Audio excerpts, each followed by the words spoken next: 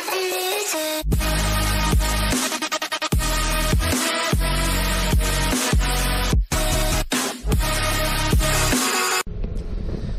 Sobat YouTube, selamat datang dan selamat datang kembali bagi kalian di channel Kartiwa TKH ini.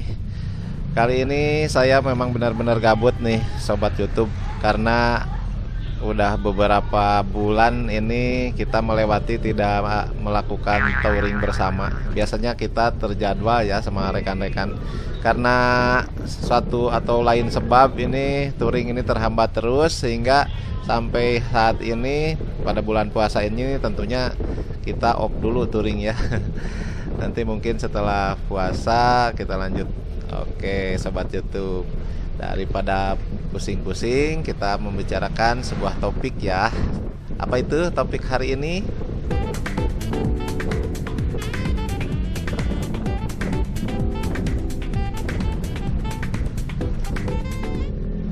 Oh ya, topik kita hari ini adalah mengenai penyakit skabies ya Sobat YouTube. Sobat YouTube, penyakit skabies ini banyak terdapat di masyarakat kita ya sebetulnya. Ini mungkin karena faktor cuaca kita yang banyak keringat dan lain-lain ya, sehingga penyakit ini cukup banyak di Indonesia ya. Oke, penyakit skabies itu apa sih? Ya, skabies itu atau lebih dikenal sebagai penyakit gudik. Ada juga yang bilang gudis ya. Kalau orang Sunda bilang buduk. Ada juga yang mengatakan bahwa ini adalah penyakit agogo ya. Itu merupakan suatu penyakit kulit yang disebabkan oleh tungau atau kutu ya. Kutu namanya lucu ya, Sarcoptes KBI ya. Oke, saya cari dulu gambar. Oke, nah ini ada gambar ya. Gambarnya seperti ini, si tungau atau kutunya. Kutunya ini sangat kecil ya. Sarcoptes KBI itu ukurannya kira-kira 1/3 mm ya panjang itu, dan tertanam di bawah permukaan kulit ya. Proses kutu ini menggali terowongannya di bawah kulit itu menimbulkan rasa gatal yang luar biasa, terutama di malam hari Sobat YouTube ya. Oke, terowongannya kita tampak seperti gambar di bawah ini Sobat YouTube sekalian. Penyakit ini gampang-gampang susah ya Sobat YouTube ya. Kadang-kadang penyakit ini kalau kita tahu ilmunya dan penyebabnya itu bisa diberantas dan bisa dicegah.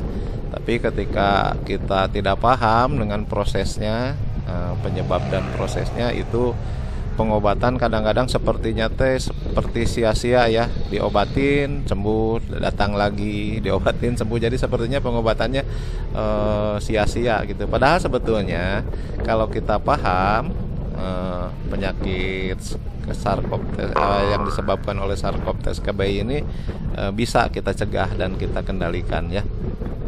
Oke Sobat YouTube, lalu apa gejala-gejalanya ya? Kita harus hafal dulu gejala-gejalanya. Yang pertama adalah rasa gatal. Gatal pada malam hari yang kita sebut istilahnya pruritus nocturna ya. Gatal pada malam hari. Adanya terowongan, ini juga salah satu tanda ya.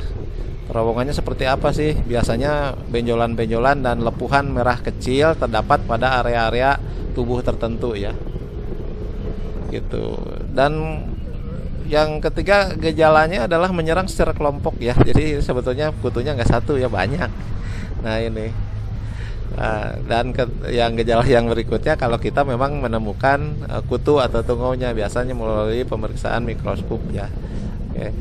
Daerah mana saja yang terserang oleh penyakit ini? Nah, Sobat YouTube, biasanya yang terserang itu daerah genital ya, atau daerah seputar kelamin ya. Terus di pergelangan tangan, di jari, sela-sela jari tangan, di perut, ada juga sampai ke dada bagian depan ya, seputaran area dada ya. Ada juga di lipatan siku ya.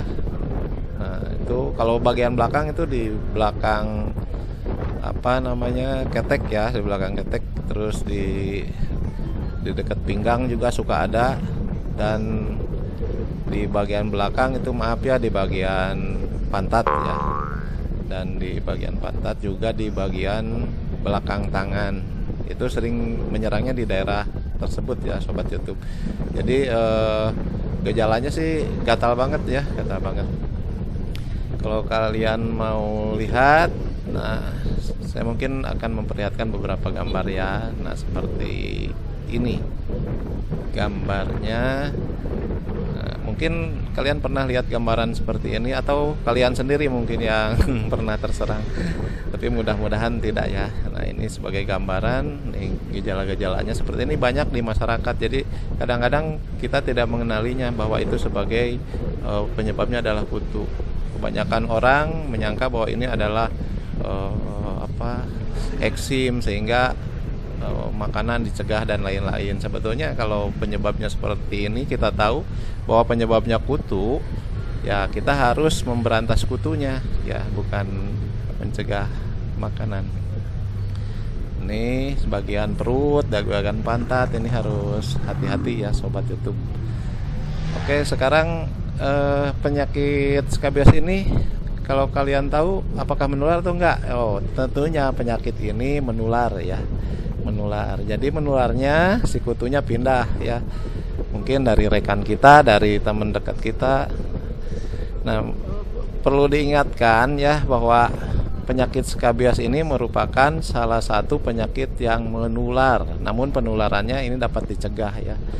Biasanya penyakit ini terdapat di tempat-tempat yang kumuh, misalnya banyak tempat-tempat orang berkerumun secara lama ya, misalnya di panti atau di asrama atau di pesantren misalnya. Ini tempat orang berkumpul banyak dan berinteraksi secara lama ya.